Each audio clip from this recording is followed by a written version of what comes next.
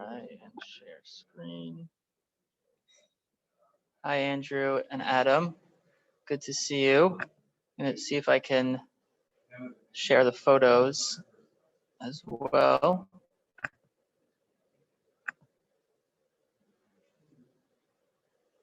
It's a little slow.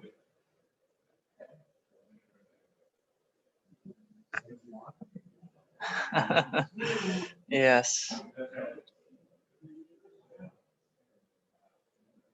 You don't have to wear shoes.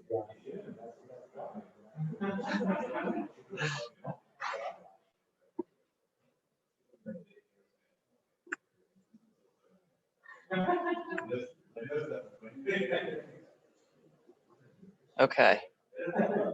I think we have everything going, and we should get started to be respectful of everyone's time. And we also have a hard stop with Mincha at 7:55. So welcome to everyone. Erev Tov. It's really a privilege to welcome Rabbi Jacker back to Sharon. We had such a fun time today going around town. I learned a lot, and we noticed a few potential upgrades to our Eruv, which we're going to talk about, some of the pictures we took. And even more than what I learned and the upgrades to the Eruv, I really enjoyed the time spending with you. It was really, I feel like we've developed a wonderful friendship, a chaver l'deya, over these last few years. And this past year, we had the privilege of going through Rabbi Jacter's book, Walking the Line Between Mincha and Mariv. I think we started in June and we just ended. We're still in the middle of Tchum Shabbos, but we really spent a year being ma'ayin, looking deeply into Eruv. And so it's especially special to welcome you to teach us a little bit more about an area that you're an expert in, overseeing 60 plus Eruvs, I believe, in this country. And the most incredible part of Rabbi Jacter's visit is that he is making a bar mitzvah this Shabbos for his son. That's like in 24 hours. You should know every time, like 2018, no, 2017. On my way back, right after I came back from Sharon, I had my daughter's engagement party. So, okay, it's a good. So I think I should come here. Yeah. Yes. You don't even know the That was my first reaction too. Every year on my anniversary, my sister calls my wife saying, "You deserve a medal."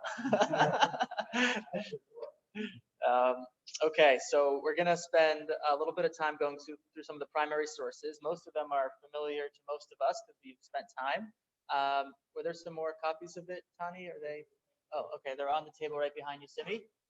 And then we want to go through the slides, but we want this to really be interactive and to spend ample time on the Q&A so that we can really delve into specific areas of Eruvin L'Maaseh. So, bevakasha. I'm going to turn this around so you can stand there and sort of use this as your stender. All right. Say the least. This is like a happy place. Also because of Rabbi Clapper. Also, this is it's a really good feeling to be here. So, thank you for hosting me, and it's just really, and everything you said is 1,000% mutual, and Baruch Hashem, look forward to coming every time. It's great. So I had a couple stories, a hashkafa, way to look at some, an outlook, perspective, and then a little halacha, and then we'll slide, and then we'll talk, and we'll quick Q&A, and then we should be good to go. I want to start off with one of the most bizarre stories in the Gemara. There's an important halachic lead up to it. Let's do the first source. Here we go. Tana. Gemara tells us how you make a tzuras Pesach. It's the nuts and bolts of what we have here, right? Tzuras Pesach. What's a tzuras Pesach? What's halachic door frame? Shamru kanami kan. Right? Posts on one side, kanami kan. On the other side, the kana gavein. and you have a wire that runs on top of one of the other. Now the Gemara is going to record. So that we know. That's all set. The only thing is, must the side post extend? $1 million question. Must the side post extend all the way to the wire, or not? So what's the answer to that? Do they have to go all the way up, or is it sufficient for it to be 10 fucking high, 40 inches high? Why were you sure about that? Correct. I was about to say that. Whenever you don't know the answer, just say it's a machlokas, or not push it.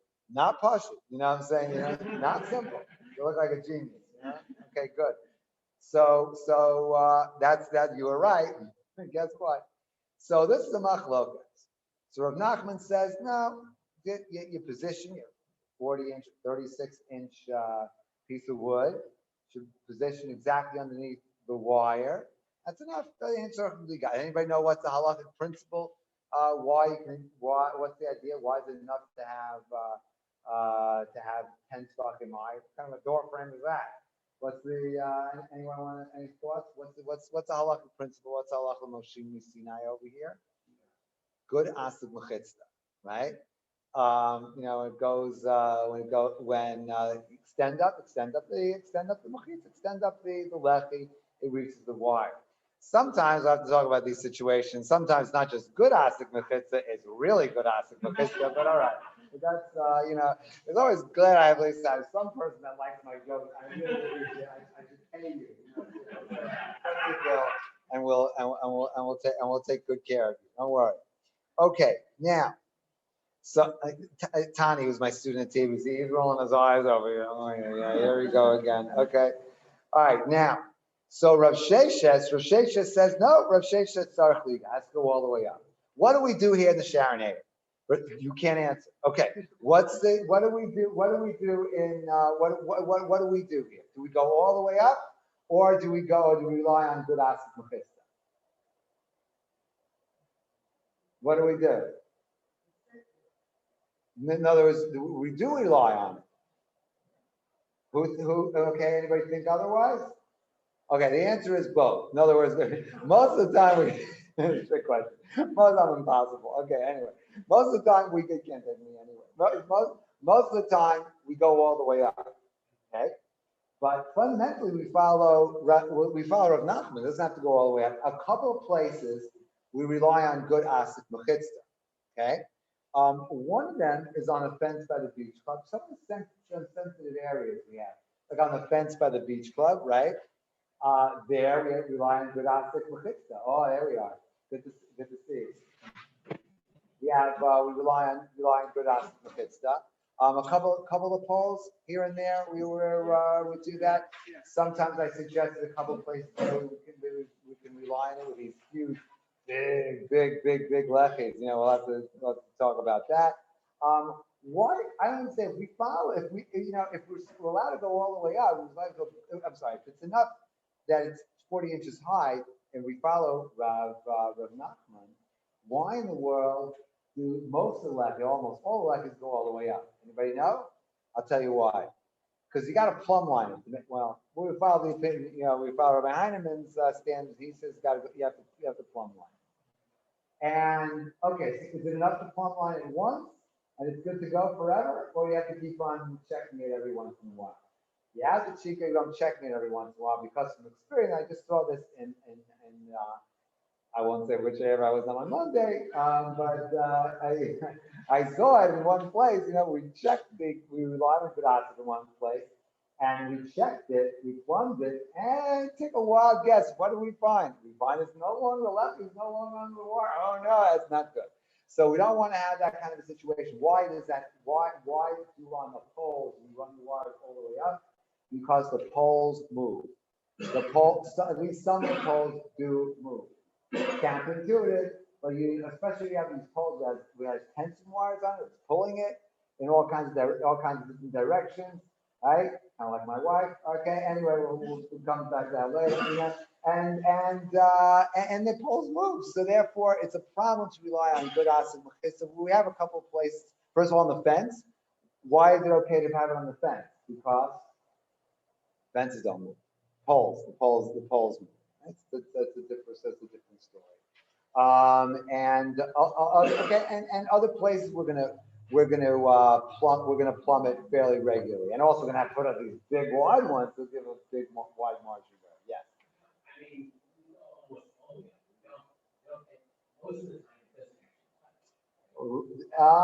Varies, varies. And one thing we have to be careful about is that the lechi's got to be underneath the wire. And here's a little counterintuitive point. Halachically, here's the wire and here's the lechi. How do you measure good asa mechista? This way or this way? You continue the direction that the lechi is pointed in, or do you go straight up? Anybody? You go straight up. That's an important point. Counterintuitive. Intuitively, you say this continue the direction that the left is pointed in. A lot of times they're not. Might be helpful to show a picture on that one. You got it? But keep talking. I'll pull up a picture. All right. All right. You work on a picture, and I'm gonna do it on my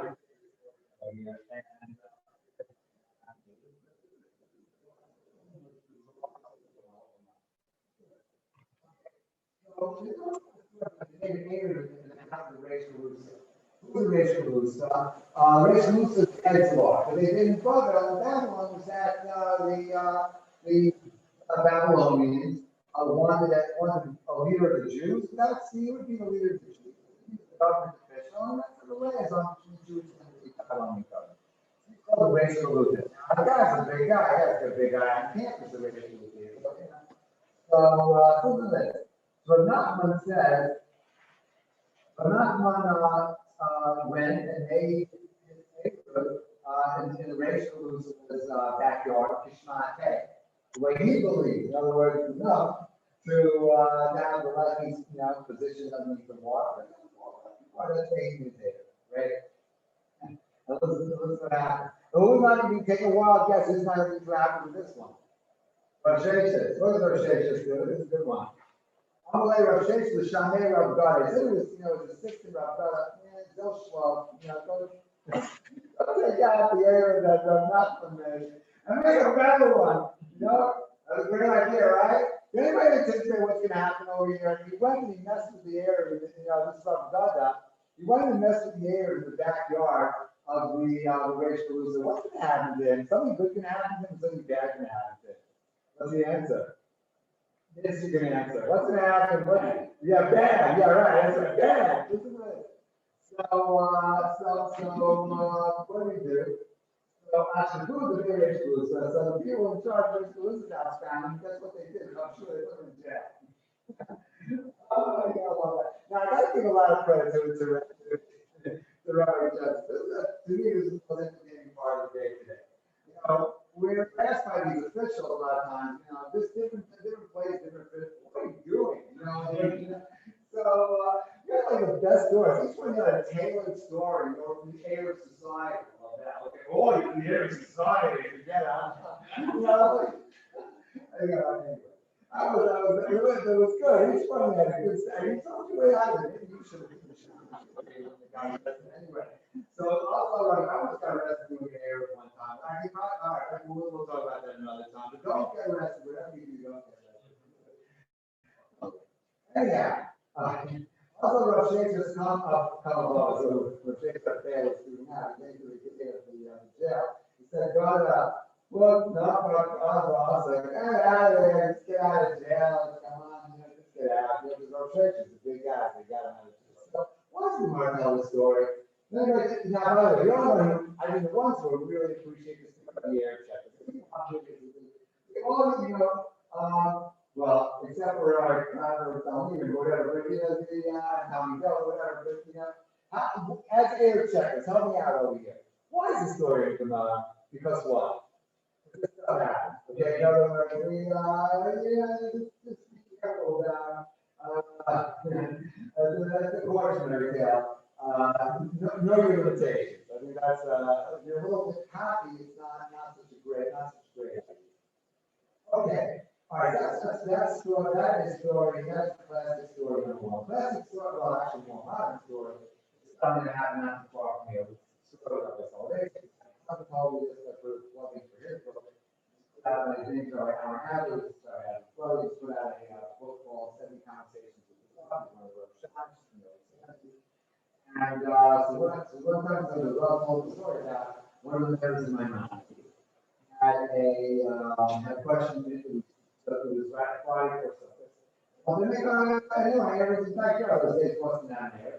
And they opened the hour, so so he took some effort to close the stuff. We didn't know whether he did it correct. So he called the girl on the phone. And you know what happens when you get well in this, you come back on the phone, I really understand. You know, he was afraid, the person was so he was afraid he didn't really get it. What he did, he jumped to a trial. This person was pretty far away. Like an hour on the trolley to him, and an hour on the trolley back. And what happened when he went there? When he came there, he's like, look at it, it's good. And he explained it a little bit about it, and that was it. It was another, this is a lesson over here. And a couple things. First of all, my guess is he was 80% sure that it was okay. But he wasn't going to be lazy. He wanted to really be 100% sure. So that's, before I expected it, I try to remind myself of that story. Because it teaches no, we're not 70%, we're not 80%, 80%, 90%. You know, imagine, under the hook, you're getting, I'm 70%. No, okay, that doesn't work. You know, we got to be all in with that shit. So it's important. Sometimes, especially after 6, 7 hours of this, you can get dehydrated. Anything is good, but at that time, you got to keep yourself, honest that way. The second thing is when Rabbi Cheses said that he told my cousin the story because don't be lazy. Just can't be lazy. Yeah, it's a pain in the neck. I never done it for him to schlep out for 2 hours. We did it because you know what? No struggle, no laziness. And personally, I love that. Love that story. Okay. Now I want to. One of the advantages of being a guest speaker is the following. Well, this is not completely true here because I do want to be able to come back in the future for you. But the nice thing about a guest speaker is when you're done, you leave, and we're already just to pick up the pieces over here. So here's I bet you had the following thoughts. Those of you who were this year, we talked about area. But in the area book, I really am certain believing positions. I have a mind for being really.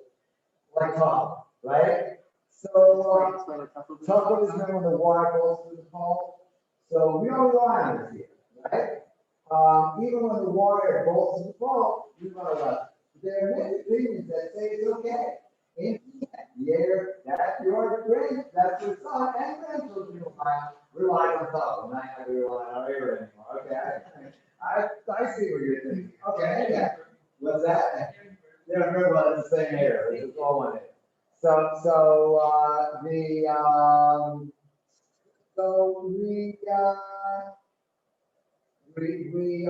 I'm really so pro it. And imagine, if you heard this year, and you presented my position, you present my position on this one. I'm like so pro Tucker. Why do we rely on this? Why don't we rely on this here in Shanghai? So, the answer is because the area was set up to follow Rabbi Hyman's position. Hyman is not a big advocate of it, so the motion wasn't so into it, and therefore we don't rely on it. I guess we wouldn't call the area now, if that's all you had, right? I'm assuming. So we're not going to rely on it. Now, here's a rough guess based on what I saw today. How often is Tucker, take a wild guess, how often do you think that Tucker with the water goes through the pole, how often does that come up in this area? I'll give you a multiple choice test. Okay, rare, a little bit, sometimes, and a lot. How much do you think is right? 4 choices. Right? Rare, a little bit, sometimes, and a lot. Which do you go for? Anybody go for number 1? Anybody go for no, you're going to do that. Okay. You think it's right? 2. A little bit. So 2, are we good with 2? It's 4, okay, there's a lot. It comes up a lot. It probably would save us, probably about 100 left. That's maybe a lot. Okay? So why restrict this? Because I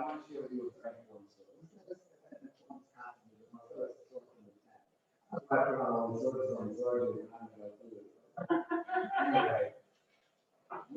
actually, source number 10. This is a great story. Yosef read the Quran.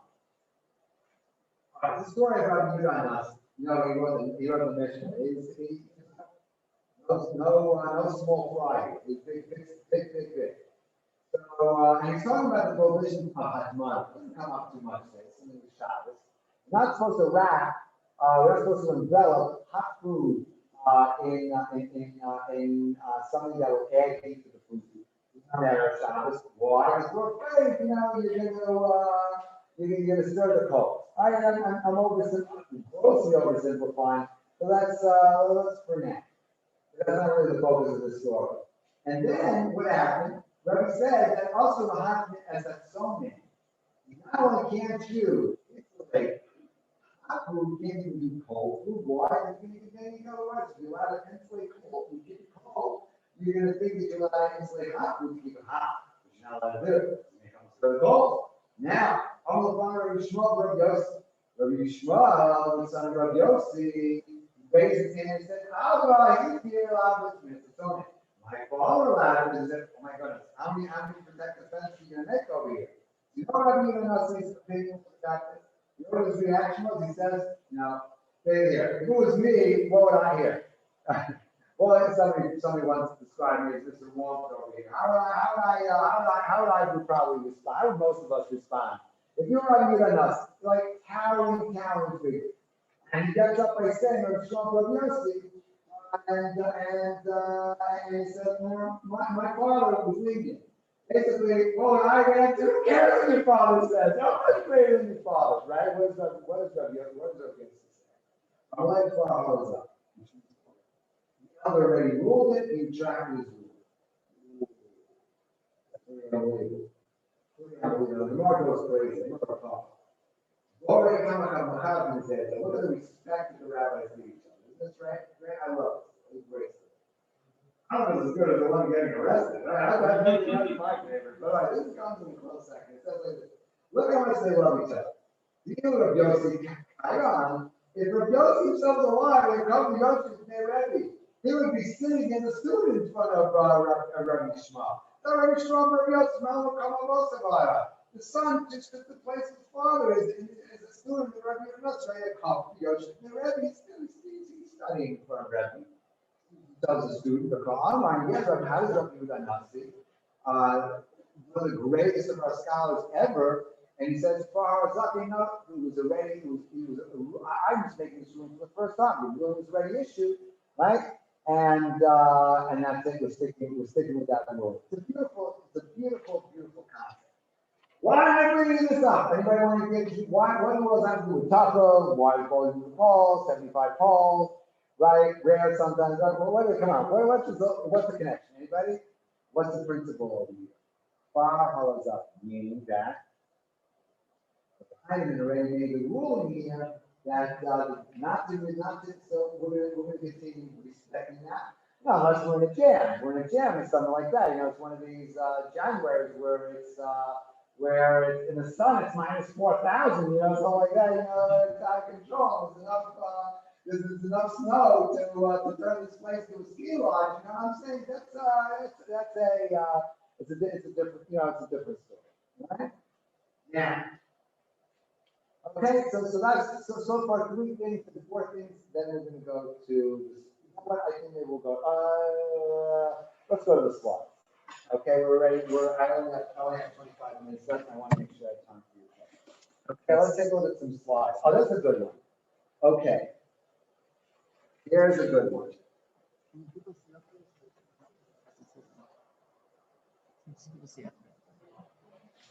Yeah, it can be even better if we turn off the light. Okay.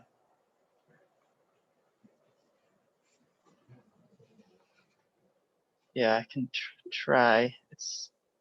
There we go. All right. Does anybody see something interesting over here?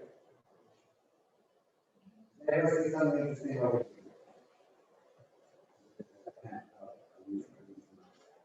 I don't have choose your finger, I guess. Okay, I got it. Okay. Now, look here, here's the wire.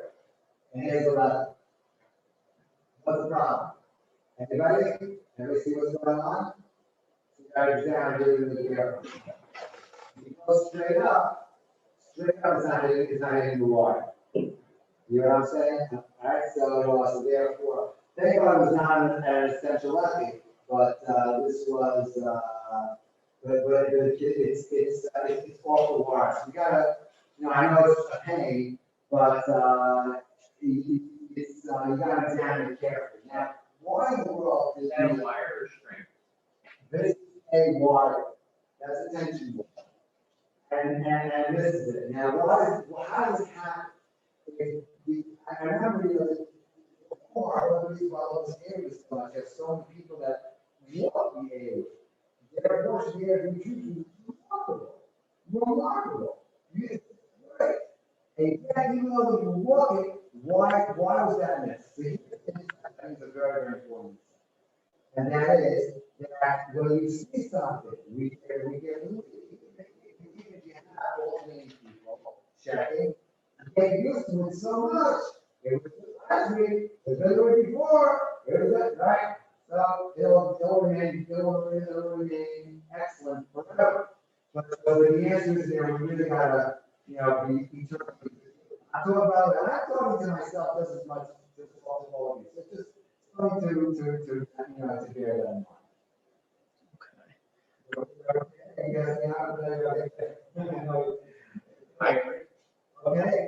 Okay, let's start from the beginning, and we'll go through. You want? Okay, let's show this one because this one is has become a common one. Yeah. Okay. Okay, here we go.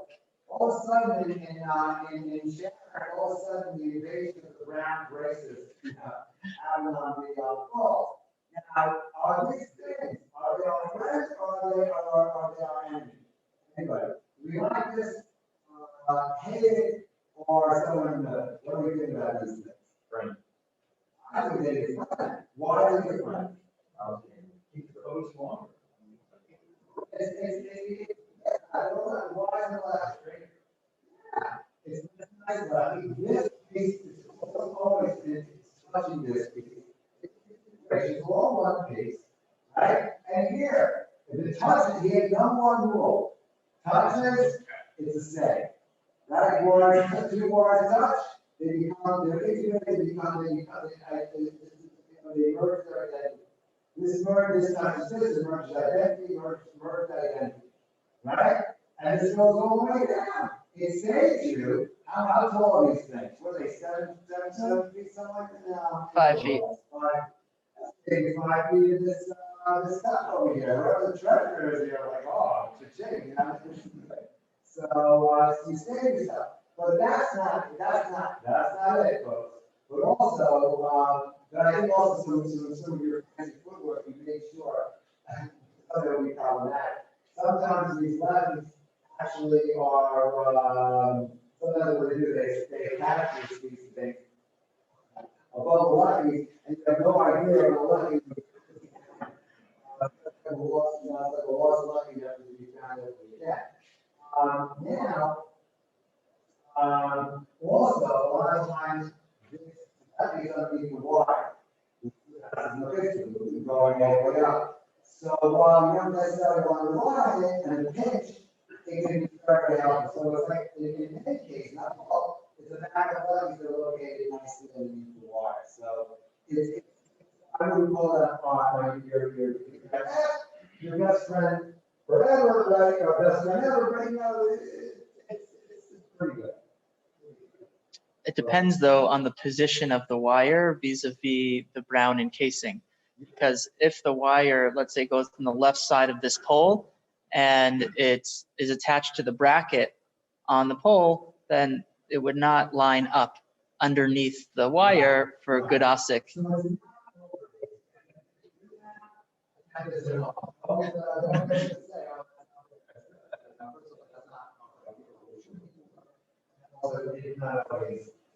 Yeah. By the way, that's also very, very important. My mother once told me there was an old British saying, it's called "F over Fred, it's not Fred." Anybody know what that Chinese and one of the translations. Okay, I mean, if you're right. Okay. If you ask, it's bad. No, you gotta ask. A lot of times it's good. We don't even realize it. So it works. It cuts both ways. So really ask. That's always a big. I've been doing years now for I can't do it. Say this for about 32 years, and I'm always asking.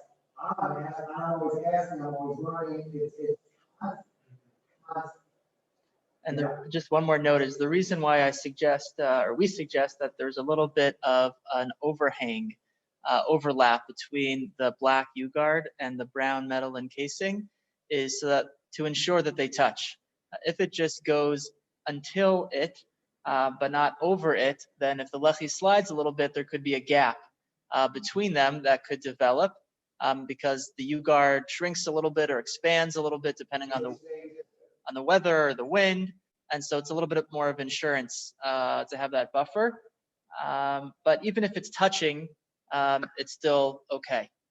I think it's rare that those are actually under the wire. Because wire is almost always on the side of the pole facing the street. And those things are always parallel. So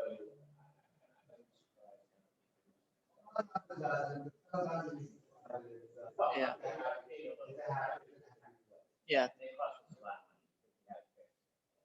Yeah, we had to when they installed them, they tore down before we caught them. They tore down a lot of the infrastructure. So yeah. Okay, let's go to some of the next slides here. Okay, this is a good one.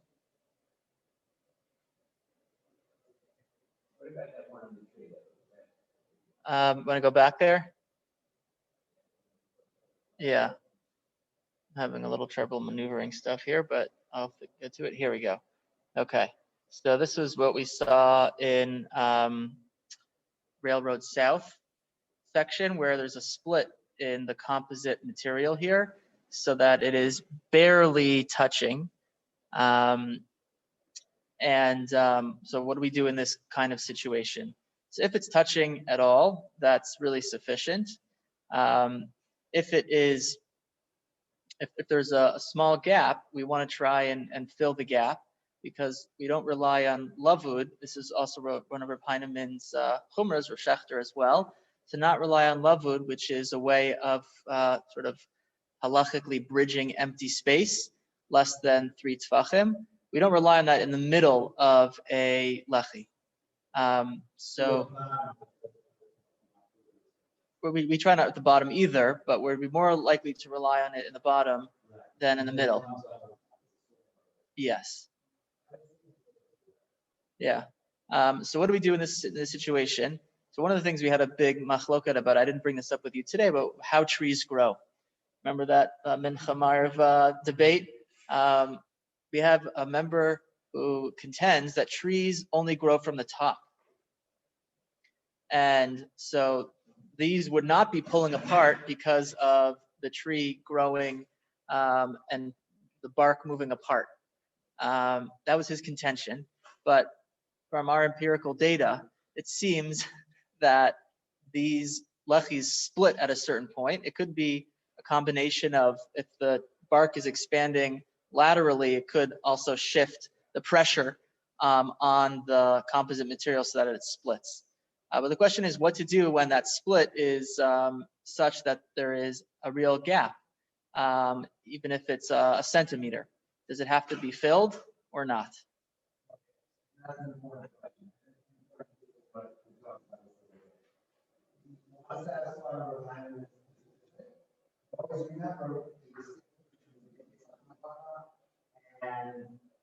And it's stringency.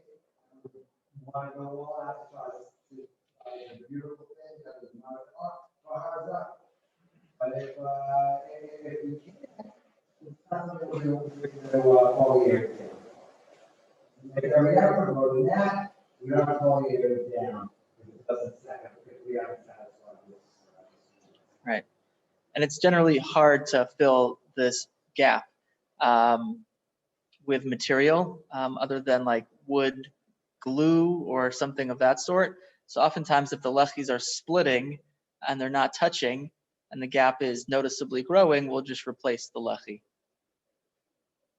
I mean, I would rather send it with. Right.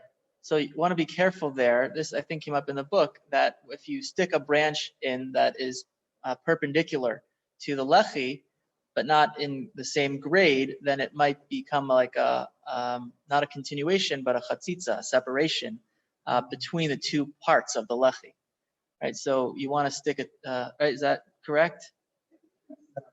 Okay. Yeah. Okay. Rav Hyman was very machmir on like on chatzitza issues in mikvah and in Erevin.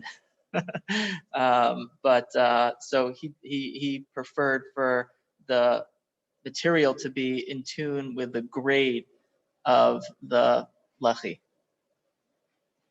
So, I mean, essentially, I think it's a lot. I don't think it's talking about building. Yeah. So, Rabbi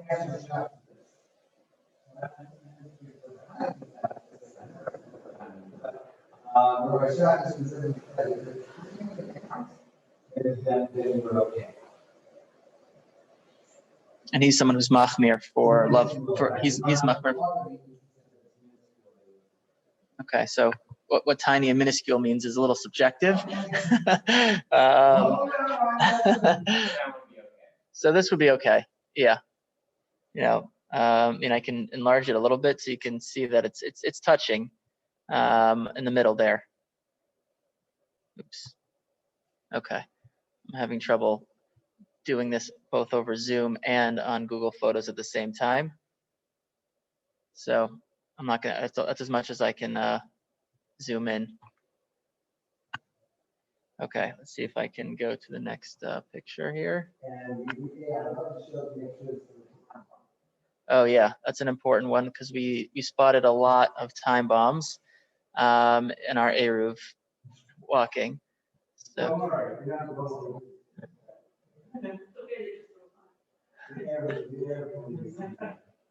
let's see. I can. There we go. Okay. Okay, here is a time. These are two time bombs. So why is this a time bomb?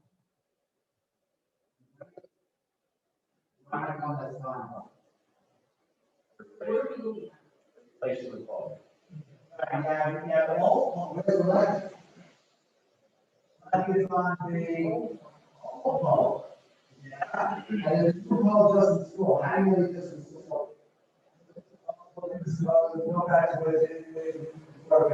Okay.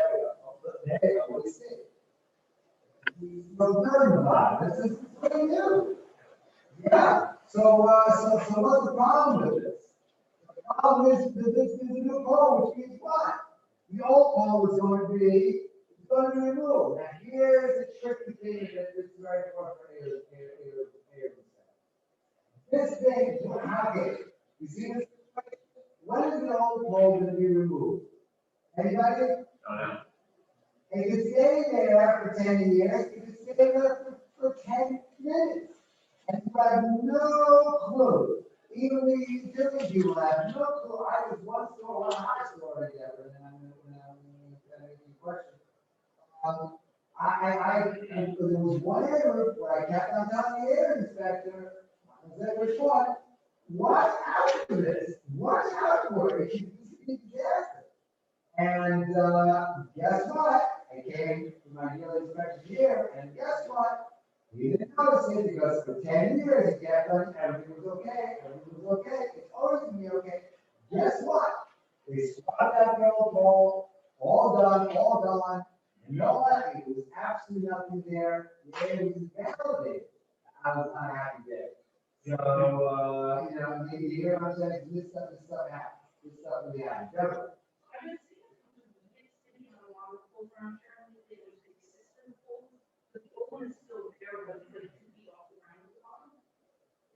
And Okay. some you're getting rid of it. They're kind of- Yes, I know. The wires Yeah, that's correct. Yeah, but the only thing to do is you have to monitor it very carefully. I saw a situation like that in Cambridge. I thought it was, I don't know if I've ever seen this. Actually, the old pole was actually a couple feet off the ground. But it stayed this way. I've seen this for 4 years. In East Cambridge.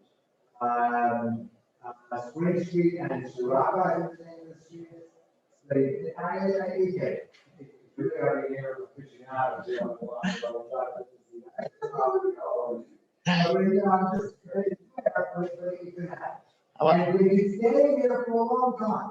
That's why these are time bombs. You have no idea when hours to be there, when to go. See, the only thing is, just gotta be vigilant and not be lulled into places.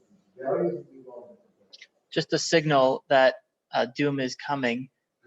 This red arrow, that the guy who was in charge of the project in Sharon this summer was named, actually the spring, his name was Alex. So he told me that a heads up means that this red arrow is a signal to the utility company that as soon as they get to it, they should be replacing the pole. They should be moving the wires.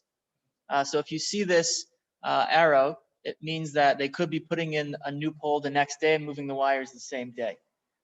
So that just gives you a little bit of a heads up that you should be monitoring it weekly. Yeah, Mitch. I think the time sequence is first, put another pole. Then what they do is they turn over, and it could be 3 months, it could be 6 months, it could be a long time. They put the wires over, and then the last. Well, most of them do the electric wires first, the very high wires, Yeah. usually don't be used. They're gonna do all the wires. And then the wires that we use, the cable wires are complex. Yeah, but, and then what happens, the last thing they do is they start cutting off the whole pole. And so it could, sometimes, it could be, you know, levitated, you know, it's probably. Yeah. But that means that you just get rid of it. It's not just, I mean, the one in Cambridge, it's been there for 4 years, at least. There are a couple on 27 and the approach to Sharon that are, been that way for months. All the wires are still on the old pole is still totally intact, because it is located above the ground and holds. Yeah. See that? Yeah. Okay, let's do this one. And this one, I'll talk about that, we're running a little low on time, so we'll go without all of them. This is on the corner of Beach Street and Gun House. The corner of the A-Roof after it crosses the street by the dog park. Right, so there, the one over on top is not possible, right? It's not simple to be able to catch it.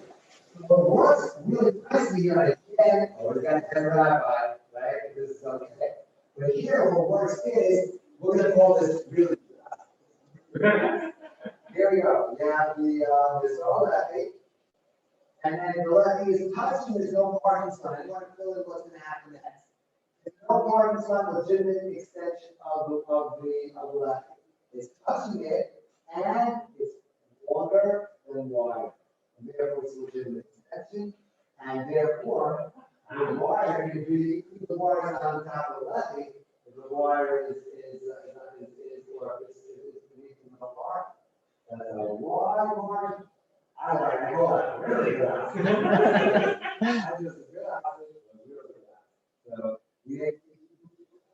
There were a few places that we're gonna, yeah. Yeah, so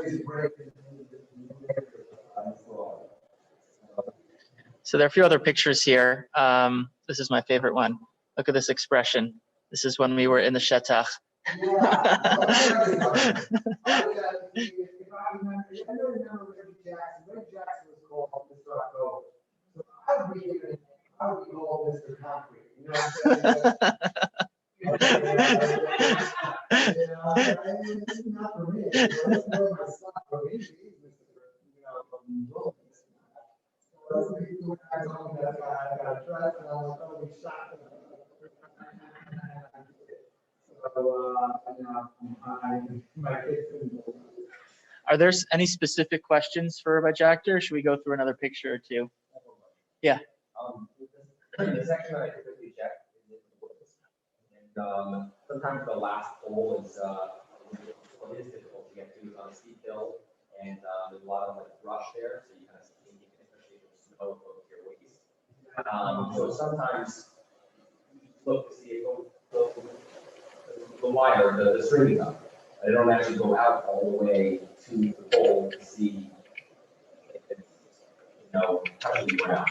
They have to go every single time to I wouldn't do that routinely. But Yeah. Wires up, something's got to be supported. So, it's always one good job, like a Washington crush. It's over, like, it's anyway circumstances. Place deep in snow is a little intense, Any other questions? Yeah. I'm curious about that picture where. Which one? This one? Or this one? The second on the right. This one? Okay. Yeah, is the left hand Yeah. So you can see right here that the lechi needs a clip, because there should be overlap. There is overlap here, and what's happened is they have split apart, and they are barely touching. But in order for it to be a lechi, it really needs to be touching and be able to support something hanging from it. So it's not enough that it's just barely touching; it actually has to be secured to it. Yeah. So this would need a staple to it, even though it's touching. Right. Any other? Yeah. So, generally early. So how early during the week, is it okay to check? Great question.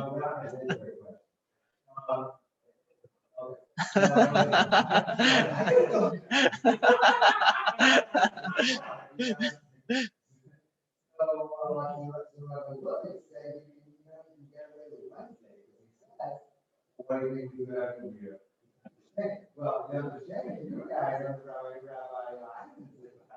you actually walk out to the tough spot, on Friday, at 3 a.m. So, we do it. So, look, we, obviously, the closer the Shabbos, the better. But if you do it an hour before Shabbos, then you have to find problems. Then you have much time to make it fit.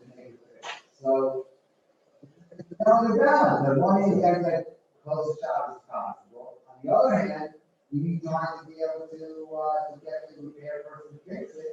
It's going to need repair. So it's tough. But what do you do? We advise Thursday. Thursday is typically the most all over the country. Most of mine advising the Cuba, the Key Gardens area that should be on Friday. But that's just in most areas, especially on a winter Friday, that's not Okay, it's 7:54, so we're going to wrap up.